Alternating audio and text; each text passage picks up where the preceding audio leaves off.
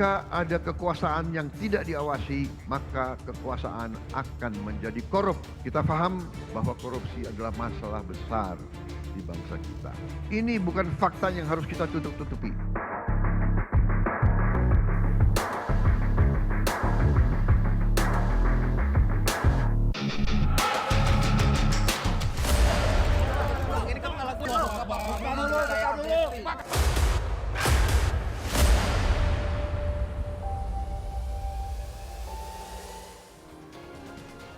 Terima kasih Anda masih bersama kami di Prime Plus. Saya akan tanyakan tanggapan terlebih dahulu dari Mas Praspet. Jadi kalau tadi melihat sepertinya publik cukup senang begitu. Ini dianggap menjadi momentum kembalinya KPK dengan tone yang positif. Apa tanggapan Anda? Ya mudah-mudahan benar ya Mas Bram, karena kan kondisi sekarang ini situasi politik dan ini tanah air juga lagi tidak bagus.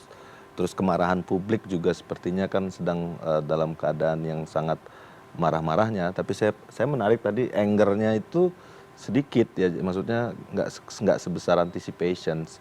Jadi saya tuh agak-agag, karena kalau dia anticipations itu kan artinya dia sudah berpikir secara logika penyidik tuh. Oke. Apa iya, maaf Meragukan maksudnya. Ya, bukan meragukan, memang faktanya seperti itu. Artinya kan sudah well educated nih para analis ataupun para komentator di Twitter, karena anticipation itu kalau what next, terus itu dia ngomong bahwa kemudian kemana kemudian arah penyidikan akan berlangsung, siapa lagi yang akan terlibat, bagaimana alat buktinya dan lain-lain nih.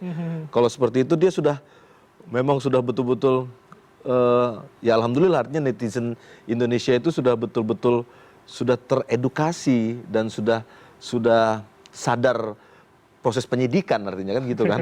Dan membangun deduksi sendiri, bahkan mereka sudah bisa menyusun. Tapi memang terkenal Mas Yan, memang betul bahwa Indonesia ini netizennya, detektif netizennya itu sangat-sangat memang paling nomor satu mungkin di Indonesia. Istilahnya gitu, BIN, kita akuin. BIN itu Badan Intelijen Netizen. Istilah itu keluar lagi ya.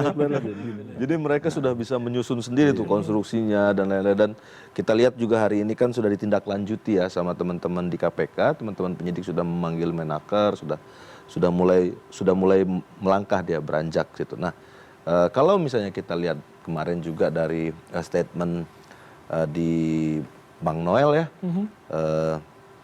dia sudah sepertinya sih, kalau saya melihat karakteristik, saya juga kenal kemarin waktu pada saat Pak Abraham diperiksa di Polda, Bang Noel juga hadir dan kita sempat ngobrol. Jadi saya pikir ya mudah-mudahan Bang Noel bersedia untuk menjadi justice kolaborator, dan itu yang kami harapkan sebenarnya. Kalau saya bisa ngomong 1 menit saja secara langsung sama Bang Noel sekarang, Bang, izin Bang, Abang harus jadi justice kolaborator untuk kemudian bisa mengurangi masa tuntutan, proses penyidikan, dan bisa membongkar, dan which is itu yang kita harapkan. Nah, yang diharapkan tadi tuh teman-teman yang tadi sampai 10 kali lipat anticipation itu kan justice kolaborator. Oke. Buka lagi dong, Tapi maksud Anda itu tone yang positif, menjadi harapan, menjadi optimisme begitu ya. Jadi optimisme dan harapan publik, dan terbukti di analisanya Bang Yan di Twitter itu semua orang itu berharap jangan berhenti di Bang Noel. Jangan berhenti di Bang Noel. Makanya jadi menggelembung gitu analisa mereka. Selain mereka ingin jadi detektif mungkin ya, tapi juga harapan publik itu jangan berhenti. Jangan berhenti dan jangan dimatikan. Dan mudah-mudahan nanti didengar sama Pak Prabowo, baik. Terus disupport. Jangan sampai KPK kemudian seperti air daun talas disiram lagi air panas. Barusan nangkep sekali langsung dihajar sama istana misalnya. Diomongin kampungan, OTT, dikriminalisasi, diteror. Nah ini publik itu sedang berharap besar nih. Oh ya, karena ini anggota kabinet pertama nih. Betul. Jadi mereka berharap terus dong Bang Noel dibuka. Jadi ini sebetulnya harapan bertanda ya, dengan data media sosial tadi ya. Betul. Oke, saya Mas, mohon maaf saya potong sedikit, itu contohnya itu adalah cuitan Pak Mahfud, ya Prof Mahfud. Jadi beliau itu menyikapi 2 kejadian sama-sama kasus korupsi, yaitu yang terkait amnesti abolisi, Pak Tom Lembong sama Hasto, dan Bang Noel ini. Dua-duanya beliau itu melakukan cuitan gitu. Yang menarik, dua-duanya dia setuju. Padahal dengan pendekatan berbeda, yang satu secara politik, pendekatannya yang satu secara hukum. Pak Mahfud si pakar hukum ini dua-duanya setuju dia. Itu artinya memang apa yang dilakukan oleh pemerintah itu memang sepertinya pemerintah tuh udah ukur betul gitu persepsi dan harapan publik itu seperti apa. Dan itu paling tidak kalau memang by design menurut Anda itu sudah tepat sasaran. Sudah tepat ya? sasaran gitu. Dan ini kan memang pemerintah sekarang harus berhati-hati betul karena kekecewaan publik ya terkait dengan efisiensi itu sebetulnya luar biasa, bom waktu. Kalau masih ingat itu di bulan Juni kemarin itu yang isu utang itu bayar bunga utang itu tinggi banget Mas. Di medsos itu tinggi banget. Gitu ya, tinggi banget. Terus kedua ingat kemarin dulu waktu saham anjlok ya IHSG anjlok itu kan luar biasa juga itu. Makanya sebetulnya pemerintah ini saya yakin ya di tim analisanya itu dia udah pilih di mana nih yang kira-kira akan bisa menjadi rebound untuk ciptakan sentimen positif di antara sentimen negatif baik yang sudah terjadi maupun nanti yang akan datang. Oke, jadi itu tidak hanya dan pada jangan lembaga lupa, KPK ya, artinya pada pemerintah Dan jangan lupa Bang Yan, di tengah kondisi semeraut seperti ini, aksi demonstrasi dan lain-lain, harga beras terus naik loh Mas. Oke, itu yang Ingat, ini jangan salah. Soal hukum dan lain-lain ini akan kayak seperti bensin disiram dalam kondisi lapar, orang akan semakin mudah marah. Betul. Di amarah publik ini jangan diterus-terusin, maksudnya kalau kondisi begini terus nih, harga beras naik, misalnya penegakan hukum bodong gitu-gitu ya, ketidakadilan diperlihatkan secara publik, secara telanjang di publik, ini kestabilan kondisi ini akan berpengaruh kemana-mana. Berbahaya, Mas Bram. Oke, kita simpan untuk pembahasan lainnya. Saya ke Mas Agung terlebih dahulu. Jadi bagaimana Anda menanggapi itu tadi? Ini menjadi momentum yang tepat. Yang saya tangkap ternyata tidak hanya bagi KPK, tapi bagi pemerintahan dan Pak Prabowo secara khusus begitu. Iya, momentum yang tepat untuk tadi mencari orang yang layak menggantikan kalau memang perlu digantikan posisi Bang Noel sebagai Wakil Menteri Tenaga Kerja. Karena kalau misalkan dibiarkan kosong kemudian langsung ke menteri, saya khawatir publik tidak merasa terpuaskan juga. Penegakan hukum satu hal, tapi kerja-kerja teknokratik profesional dari menteri ini kan harus berjalan. Ini ada banyak masalah kemarin yang diungkap, terus gimana nih nasibnya? Jangan sampai hanya sebatas Bang Noel aja yang melakukan gebrakan itu seperti itu. Yang kedua, saya melihat juga ini bisa mengobjektifikasi karena statement Bang Noel kan tolong saya diberikan amnesti. Ternyata dia dipecat, dikeluarkan dari kabinet dan Gerindra. Dan ada statement bahwa Pak Prabowo tidak terfikirkan memberikan terfikirkan. Karena pertama ini kan prosesnya belum jalan, satu. Yang kedua, publik jadi objektif bahwa Presiden Prabowo itu tidak sembarangan mengeluarkan amnesti dan abolisi seperti itu. Dan itu penting supaya apa? Penegakan hukum kita benar-benar bisa ya tegak lurus, jelas, transparan, dan teman-teman aparat KPK tidak menghela nafas lagi karena setelah ditimpa dengan amnesti semacam itu. Nah hari ini ya kita berharap ini tetap saja seperti ini prosesnya, dan tadi ya pesan Bang Praswat, ya Bang Noel jadi justice kolaborator itu luar biasa pasti pembersihan yang akan dilakukan, dan saya berharap tidak hanya berhenti di Kemenaker tapi juga kementerian-kementerian lain yang mungkin ada praktek-praktek serupa diduga seperti itu. Nah yang ketiga yang paling penting sebenarnya di luar itu semua saya berharap ini bisa menjadi apa ya, pemerintah bisa mencari format kerjasama koordinatif dengan penegak hukum, apakah KPK, Kejaksaan, Kepolisian, untuk membersihkan ini semua. Ini kan udah bagus nih, ada momentumnya. Ya jadi KPK yang citranya sudah membaik, makin maksimal, Kejaksaan juga, Kepolisian, dikeroyok nih bareng-bareng, dibersihkan semuanya, supaya apa? Supaya ya Presiden Prabowo tidak hanya punya legacy dalam artian program-program besar yang mahal itu, Mas. Ini kan misalkan indeks korupsi bagus kan itu legacy juga. Demokrasi kita indeksnya bagus itu legacy juga. Jadi saya membayangkan legacy pemerintah itu nggak harus bentuknya fisik program, tapi perbaikan di bidang hukum, perbaikan di bidang politik, perbaikan di bidang ekonomi, itu legacy yang dahsyat sebenarnya. Penegakan aturan begitu ya Mas. Dan itu nggak perlu dana, nggak perlu budget, itu perlu political will, keberpihakan dari para presiden elit politik kita supaya apa? Ini prestasi juga loh yang tidak tampak ini. Dan itu sangat mudah dilakukan seperti itu. Harusnya mudah dilakukan menurut Anda. Saya ke Mas Agi.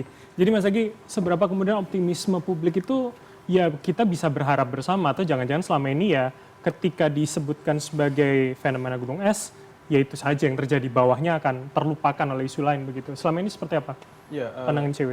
Ya, yang pertama bagi saya wajar ya kalau tadi ada respon yang disampaikan oleh teman-teman Drone Emprit ya, bahwa kalau kita lihat tadi Mas Praswat di awal sudah menyatakan selama pemerintahan Jokowi 10 tahun ada situasi pemberantasan korupsi yang rasanya sangat tidak baik atau kita katakan buruk. Jadi warga itu mudah terpantik kalau misalnya ada isu korupsi yang naik karena sudah cukup jengah dengan hal itu. Ditambah dengan kondisi hari ini adalah perihal tadi ada kenaikan harga beras, ada kenaikan harga pajak dan segala macamnya. Jadi ketika ada kasus korupsi atau juga bahkan korupsi dalam definisi yang luas, praktik koruptif misalnya, orang akan mudah merespon karena ada sisi diperlakukan secara tidak adil. Ada hal yang terjadi, mereka kesulitan sehari-hari tapi korupsinya tetap meluas gitu ya. Jadi itu adalah hal yang wajar.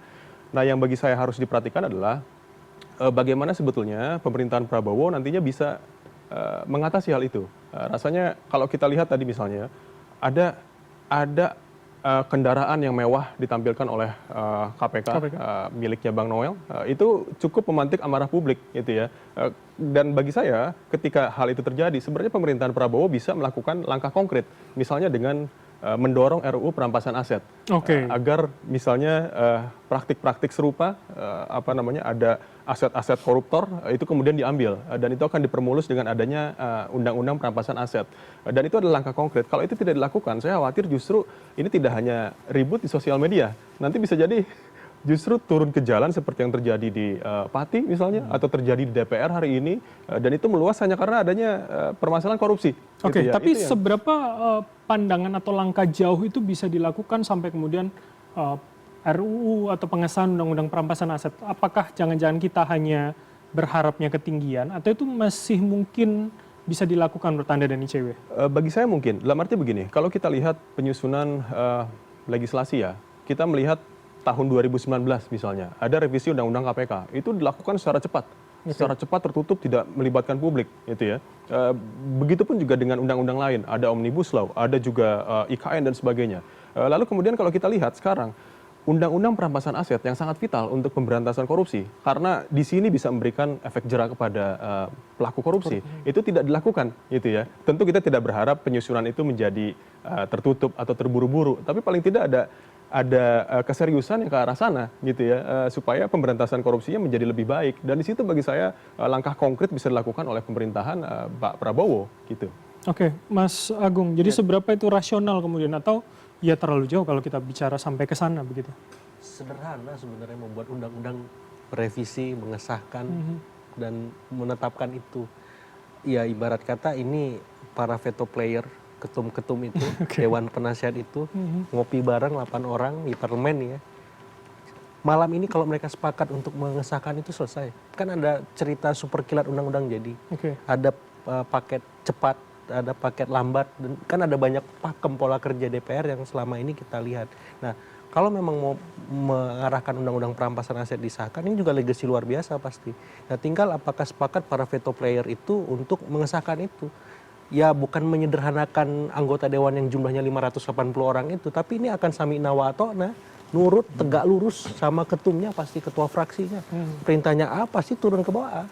Nah masalahnya veto player, ketum ini, elit ini sepakat nggak untuk mau mengesahkan itu? Tapi itu bisa kan kita baca tidak bagaimana kemudian hari ini kita sedang mengarah ke sana atau tidak sebetulnya? Perlahan sih saya lihat. Mungkin kan ada bandul politik yang harus diseimbangkan dulu. Konsolidasi sudah jalan nih. Nah yang substantif seperti apa di bidang politik, ekonomi, hukum.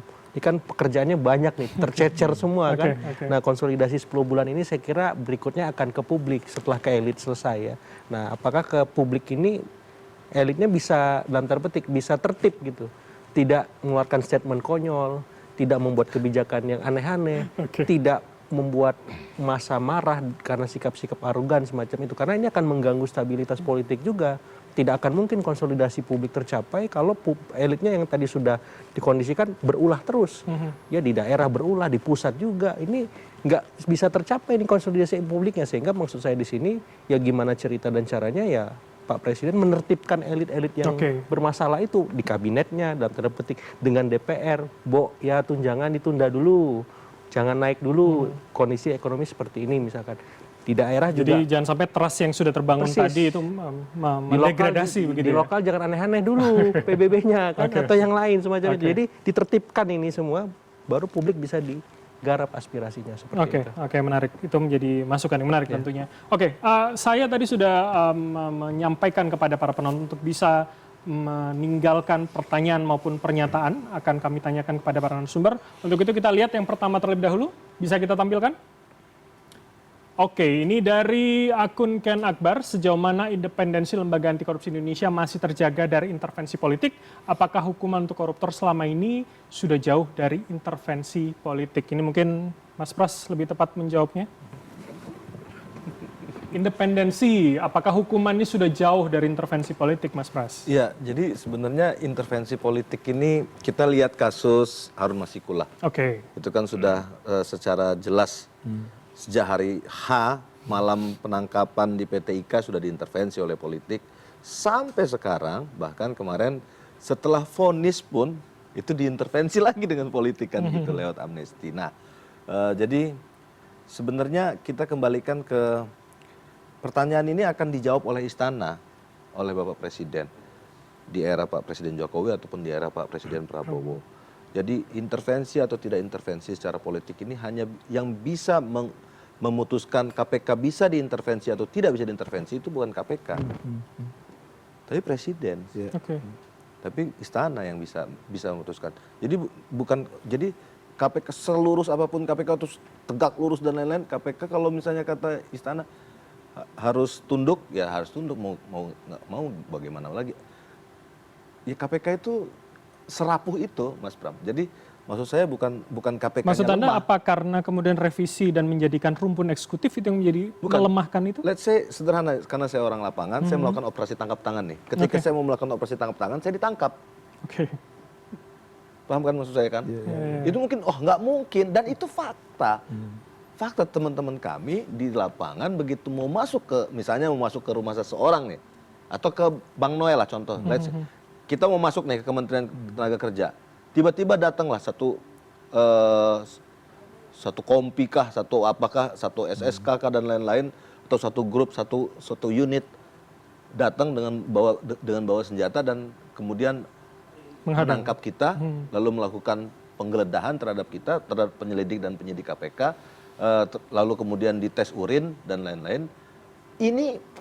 Itu terjadi dan itu fakta. Jadi yang bisa menyetop hal-hal seperti itu terjadi itu hanya Pak Presiden. Tapi ketika Pak Presiden diam saja, ya orang malam ini juga bisa dibubarin kok. Itu gedung-gedungnya juga bisa dikosongin kok. Percaya nggak Bapak-Bapak sekalian kalau saya ngomong KPK malam ini pun bisa bisa dikepung oleh satuan misalnya angkatan bersenjata dari manapun itu, kalau itu adalah perintah Presiden. Jadi ini kita, makanya yang harus kita garis bawahi bahwa Panglima tertinggi pemberantasan korupsi itu adalah Bapak Presiden. Oke. Jadi artinya political will dari seorang presiden itu akan menentukan. Jadi kualitas pemberantasan korupsi di Indonesia itu bukan ditentukan oleh KPK, jadi salah kaprah. Kalau misalnya kita jadi kalau KPK menganggap bahwa ketua dan yang kepengurusannya lemah itu menurut Anda tidak tepat ya? yang memasukkan Firly Bahuri ke KPK itu siapa yang menyalonkannya? Presiden. Dan sampai hari ini yang kemudian membiarkan Pak Firly Bahuri terus berlenggeng kangkung menjadi status tersangka, nggak ditahan-tahan, nggak lanjut ke pengadilan, siapa Mas Egy jawab? Hah? Siap. Pak. Gitu. Oke. Presiden. Jadi maksud saya kita mulai misalnya contoh misalnya ini soal politik, bagaimana kemudian bisa nggak independen, tidak? Ya bagaimana kalau mau independen kalau misalnya presidennya nggak menginginkan Komisi Pemberantasan Korupsi yang independen. Oke, jadi ini sebetulnya momentum Pak Prabowo juga membuktikan bahwa di masa kepemimpinannya KPK akan menjadi kuat atau lemah seperti yang lalu. Ya, dia bisa menentukan hari ini KPK akan kuat atau akan lemah, dan itu akan dilihat oleh publik dan menjadi legacy. Makanya sampai sekarang kalau kita ngomong Pak Jokowi akan selalu ya kayak tadi Pak Ian tadi sudah lihat kan ya di situ. Adili Jokowi, dan itu terus menggema gitu loh. Adili Jokowi. Oke, jadi artinya ini pembuktian untuk Pak Prabowo begitu ya. Oke, kita akan lihat pertanyaan kedua. Kami sudah rangkumkan. Oke, ini Ahmad Syamsuddin. Apakah KPK bisa ungkap aliran dananya kemana saja dan siapa saja yang menikmati aliran uang ini? Mas Pras, lagi siap. Dari sepengalaman Anda, jadi sebetulnya seberapa canggih KPK bisa mengungkap itu? Lagi naik proses yang diharapkan oleh teman-teman yang nulis ya pertanyaan ini, Ahmad Syamsuddin. Pak Ahmad Syamsuddin, kalau boleh saya jawab, ungkapan aliran dana yang Bapak tanyakan itu sudah dimulai sejak menit pertama ditangkap. Jadi artinya KPK tahu kemana dari awal? Sejak menit pertama itu KPK akan begitu dia melakukan penangkapan terhadap seseorang pada malam OTT itu, detik pertama kali pertanyaan ditanyakan oleh para penyelidik dan penyidik yang melaksanakan OTT adalah duitnya kemana, untuk apa, untuk siapa saja. Makanya itu yang deg-degan buat orang kayak kasus bansos misalnya, yang kami tangkap itu eselon 4 Pak, eselon 4, bayangin coba, jauh lah. Begitu ditanya ini duitnya kemana, untuk Pak Menteri, selesai. Jadi sebetulnya pertanyaan itu sudah dilaksanakan KPK, dan sejak detik pertama KPK melakukan penangkapan, yang pertama kali ditanya adalah duitnya kemana. Tapi artinya pun ini tidak semua akan diungkap ke publik ya pada preskon pertama seperti yang kemarin di Bang Noel itu? 14 orang itu dan menjadi tersangka 11 itu kan gara-gara satu Pak. Jadi itu berat, begitu tuh nyanyi langsung 11. Nah dalam waktu nanti ini kan 20, 40, 30, 120 ke hari ke depan, kita nggak tahu. Dari 11 bisa jadi 110, bisa jadi 50, bisa jadi 200. Ini yang tergantung berikutnya. Harapkan. Mas Egy, komentar Anda sedikit. Jadi bagaimana publik masih bisa percaya sebetulnya dan mengawasi bersama kemana saja alirannya dan siapa yang terlibat? Ya, itu adalah pertanyaan yang selalu muncul ya ketika ada kasus korupsi, dan saya rasa dalam kasus ini pun penting rasanya untuk KPK, aparat penegak hukum, untuk menelusuri kemana dugaan alirannya. Saya sebetulnya juga tadi penasaran sesulit apa sih Mas Praswad ya untuk menelusuri gitu ya, karena begini, ada kecenderungan dalam kasus-kasus korupsi itu diberikan kepada orang-orang yang terafiliasi dengannya, entah misalnya katakanlah seorang pelaku korupsi itu adalah menteri. Menterinya berasal dari partai politik. Uangnya bisa mengalir ke partai politik. Tapi sayangnya sampai saat ini penegakan hukum belum ada yang bisa membuktikan ke arah sana. Padahal dugaan kuatnya sudah ada gitu ya. Atau kalaupun misalnya tidak partai politik, mereka juga pastinya punya jejaring patronase. Patronase itu adalah mereka yang dirawat oleh orang-orang atau pejabat publik. Artinya kalau patron klien kepada klien si tokoh itu ya? Iya, mereka siapa sih yang mendukung si pejabat publik itu? Apakah ketika itu dia dalam pemilu misalnya didukung oleh klien tertentu gitu ya? Alirannya ke sana. Tapi sayangnya seringkali itu tidak terungkap semuanya, sehingga penting rasanya dalam kasus ini dibuka tidak hanya Bang Noel tapi juga semua pihak yang menerima aliran dananya. Jadi buat ICW dan Anda itu menjadi salah satu hambatan selama ini, tidak terungkap atau tidak disampaikan ke publiknya itu? Ya, sebetulnya terungkap iya. Tapi bahwa terungkap itu cukup atau tidak, itu rasanya belum gitu ya. Karena seringkali kasus-kasus itu mestinya ketika melibatkan menteri, melibatkan anggota DPR dan segala macamnya, kami curiga itu tidak hanya berhenti pada anggota DPR-nya itu saja atau menterinya itu saja, tapi juga misalnya mereka adalah anggota partai politik, apakah itu juga mengalir ke anggota partai politik gitu ya. Dalam konteks Bang Noel hari ini dia bukanlah anggota parpol, atau kalaupun sekarang anggota parpol, itu juga harus ditelusuri apakah ada aliran ke sana. Kalau ada ya telusuri lebih jauh, kalau tidak ya selesai, berarti tidak ada. Kami tangkap. Mas Pras, sedikit saja Anda komentari. Jadi sebetulnya itu ada dan tidak diungkapkan ke publik, atau memang ya sudah dibiarkan saja? Sulit untuk kemudian meraba jaringan-jaringan tadi? Mestinya bisa semuanya kok Pak. Jadi walaupun misalnya kayak kata Mas Egy ada aliran ke anggota partai, ketika ada, KPK kan punya pasal 11 ya, ada syarat PN, penyelenggara negara. Jadi kita hanya butuh satu cantolan saja PN, lalu yang non PN misalnya anggota partai atau swasta atau apa yang menikmati uang suap ini, itu bisa dilima-limakan, langsung diambil satu nafas. Jadi satu nafas bisa diambil semua. Jadi harusnya soal mau tidak mau saja menurut Anda? Meskinya sih bisa, tapi mungkin kalau misalnya kita ngomong kenapa kok nggak kena si A, kena si B, kena si C, misalnya contoh, let's say sederhana misalnya Pak Wamen kena, kenapa kok nggak kena menterinya? Ya memang sih harapan kita kan, kenapa kok nggak kena menterinya, kenapa kok nggak menteri itu aja, teruskan semua. Jadi harapan publik juga memang harus dikontrol juga dengan alat bukti tentu saja ya, karena kan ini hak konstitusional beliau-beliau juga untuk mendapatkan keadilan. Nggak bisa publik pengennya itu, udah itu kita tetapin tersangka, nggak bisa. Jadi harus terukur ya? Iya. Dan usai jeda berikut ini kami masih akan menanyakan tanggapan para narasumber terkait isu ini, untuk tetaplah bersama kami di Prime Plus.